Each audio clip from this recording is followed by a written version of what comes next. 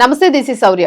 Singer cum anchor మంగ్లీకి సంబంధించి గత కొద్ది రోజులుగా కూడా ఈ వార్త బాగా ట్రోల్ అవుతూ ఉంది. సో చాలా మంది అభిమానులు ఎవరైతే ఉన్నారో వాళ్ళందరూ కూడా ఇప్పుడు యాంటీ అభిమానం అనేది తయారైపోయింది. ఇప్పుడు ఎవరు మంగ్లీ పేరు ఎవరైతేనా కూడా చీటింగ్, స్కామ్ ఇదే మాట్లాడుకుంటూ ఉన్నారు.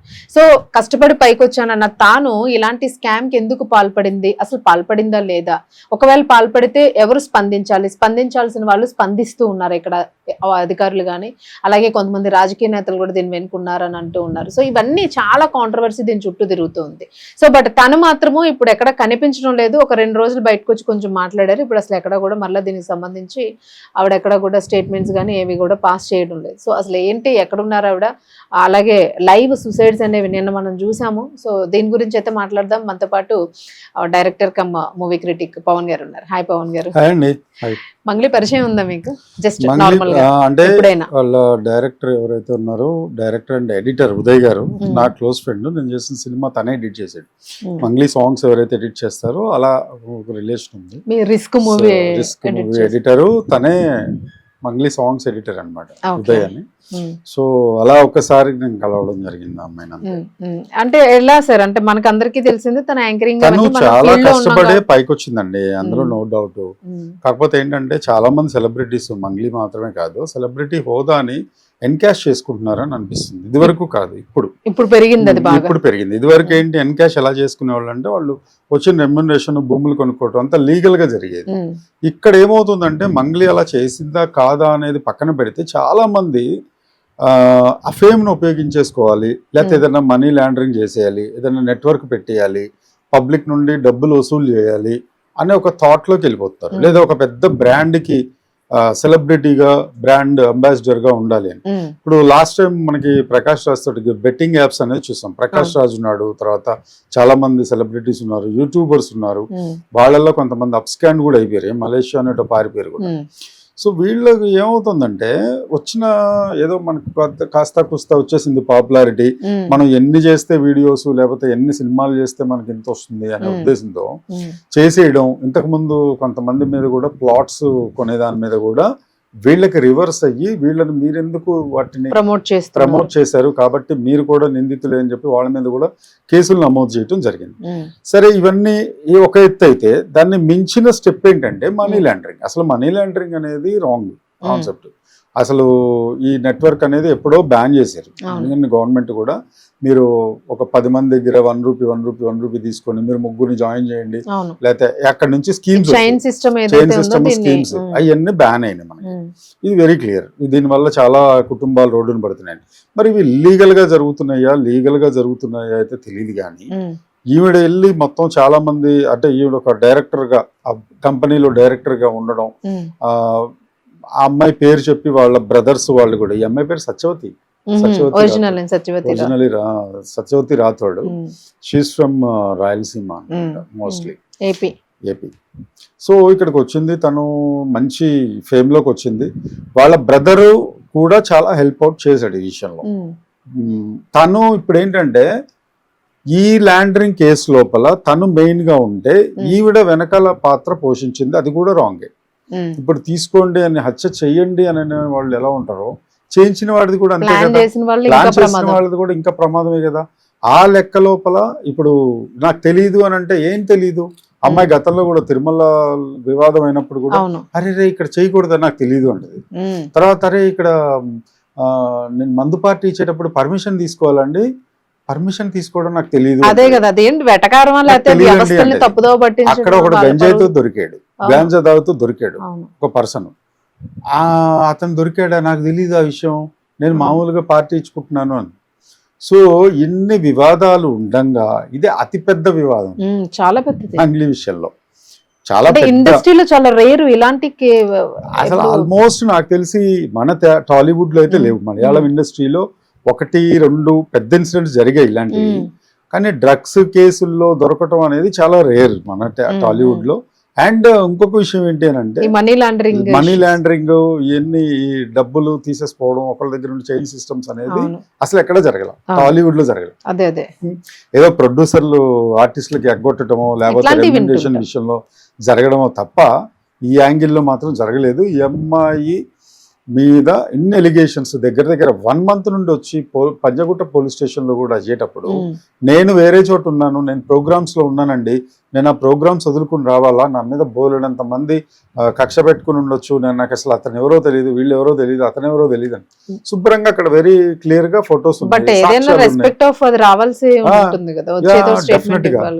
రావాలి. ప్లస్ ఎవరో అలిగేషన్ చేస్తున్నారు, కేసు నమోదైంది ఏంటి నా మీద, నాకు ఈ ప్రోగ్రామ్ కన్నా అది ఇంపార్టెంట్, ఫస్ట్ నేను వెళ్ళేది నేను క్లియర్ చేసుకుంటేనే కదా మళ్ళీ నీకు నమ్మి ప్రోగ్రామ్స్ కన్నా విజయం ఇచ్చేది.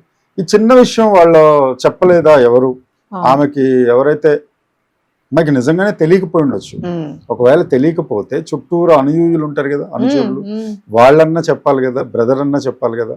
ఇది ఎంత పెద్దదండి, ఇవాళ చూసారు కదా ఏం జరిగిందో, ఒకడు సూసైడ్ చేసేసుకొని గందరగోళం అయిపోయి. చాలా మంది కూడా లేటెస్ట్ గా మనం ఆయన గానీ ముందు కూడా చాలా మంది ఉన్నారు, దాదాపు 15-11 మంది అని అంటూ ఉన్నారు 1 by 1. సో ఇవన్నీ ఒకటి బయటకు వస్తున్నాయి కదా. మరి ఎంత మంది దగ్గర నుండి తీసుకుని 1000 మెంబర్స్ పైన ఉన్నారట బాధితులు. సార్ ఫస్ట్ టైం మీడియా మొత్తం కదిలెళ్ళి ఒక బస్ వేసుకొని యూనివర్సిటీ స్టూడెంట్స్ మీడియా మొత్తం వెళ్ళి కవర్ చేసిన 200 కిలోమీటర్లు 150 కిలోమీటర్లు వెళ్ళిన కేసు ఫస్ట్ నాకు ఇదే అనిపిస్తుంది.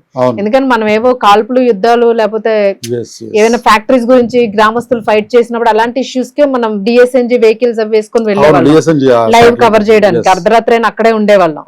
బట్ ఈ కేసు గురించి ఎంతమంది మీడియా మొత్తం సిటీ నుంచి అక్కడికి వెళ్ళి కవర్ చేశారు అని అంటే అది ఇంపాక్ట్ ఉందనే. ఎందుకు ఇంపాక్ట్ ఉంది అని అంటే ఇందాక మీరు అన్నట్టు డబ్బులు తీసుకొని వాడు అప్పులు చేసుకొని ఎక్కడో తీసుకొని వచ్చి ఆ అప్పులు మళ్ళీ మీద పడి అది కట్టలేక వాడు ఏం చేయాలో అర్థం కాక సూసైడ్ చేసుకున్నాడు. ఆ పాపం ఎవరిది?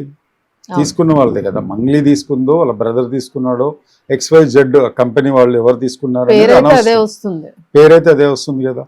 తను డెఫినెట్గా ఈ సెలబ్రిటీస్ అందరూ కూడా కొంచెం జాగ్రత్తగా ఈ విషయాలు ఉంటే బాగుంటుందేమో అని జనం కూడా అంటున్నారు, పబ్లిక్ కూడా అంటున్నారు, మన ఒపీనియన్ కూడా అదే. ఈ కేసు అయితే డెఫినెట్గా చీటింగ్ కేసు అయితే అవుతుందండి. రివర్స్ కేసు వీళ్ళు పెట్టినా కూడా మళ్ళీ లేదు అని నా వర్షన్ కూడా మీరు వినాలి కదా అని చెప్పి ఆవిడ మొత్తం మీడియా ముందుకు చెప్తుంది. ఇప్పుడు మరి నువ్వు అంత చెయ్యనప్పుడు మాతో ఎలా మాట్లాడావని ఇంకొక అమ్మాయి కూడా చెప్తుంది.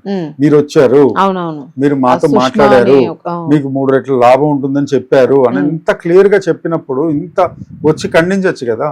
Very she now she upstanding కదా. ఇప్పుడు ఏంటి కంపల్సరీగా మీటింగ్ పెట్టాలి, లేకపోతే పబ్లిక్ మీటింగ్ పెట్టాలి, లేకపోతే కనీసం మీడియాని పిలిచన్నా, యూట్యూబ్ ఛానల్స్ అన్నా పిలిచి తను అక్కడి నుంచే వచ్చా, నేను నాకు యూట్యూబ్ ఛానల్ సపోర్ట్ ఉంది, నన్ను మళ్ళీ ఇట్లా మీరు డిగ్రేడ్ చేస్తున్నారు అని అంటే డిగ్రేడ్ చేయాల్సిన అవసరం ఏముంది? ఇంతకన్నా మహామహులు ఉన్నారు. సార్ నిజంగానే వాస్తవం ఉంటే మంగ్లీ విత్ డాక్యుమెంట్స్ తో వచ్చి కూర్చొని లైవ్ డిబేట్ కి కూర్చోవచ్చు. ఎవరు వస్తారు రండి డిబేట్ కి, మీరు ప్రూవ్ చేయండి అని కూర్చోవచ్చు. మరి ఆ ధైర్యం లేదు, వెనకేదో ఉంది కాబట్టే కదా. మీడియా మిత్రులు ఎంతమంది ఉన్నప్పుడు, నువ్వు మీడియా ఫీల్డ్ నుంచి వచ్చినప్పుడు definitely they will support you. అదేనండి, డెఫినెట్ గా ఇదే విషయంలో అశ్విరెడ్డి అయినా సరే, మంగ్లీ అయినా సరే వచ్చిన ఫేమ్ ని ఉపయోగించేసుకుందాం.